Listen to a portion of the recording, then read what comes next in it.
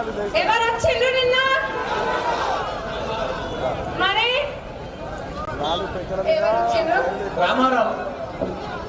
అయితే గతంలో వారే మున్సిపల్ శాఖ మంత్రిగా ఉండే, అవునా? మరేం చేసిండ్రు? మున్సిపల్ శాఖ మంత్రి ఉంది, ఏం చేయలే. అక్కడ మినీ ట్యాంక్ బండ్ ఉంది, 8 ఏళ్ళకి వెళ్ళి ఎక్కడేసిన గొంగలు ఆడనే అన్నట్టు ఉంది. ఇంకా ఇక్కడ రోడ్లు అంటారా ఎంత అధ్వానంగా ఉన్నాయని వాళ్ళలో తిరుగుతుంటే మన కళ్ళకు గట్టొచ్చినట్టుగా అనిపించింది.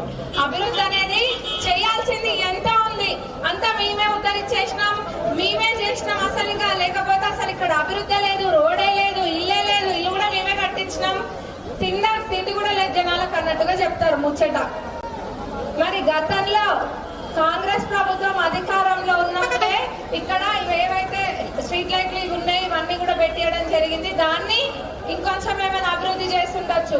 మున్సిపాలిటీ ఆఫీస్ కూడా కాంగ్రెస్ ప్రభుత్వం ఉన్నప్పుడే చేయడం జరిగింది.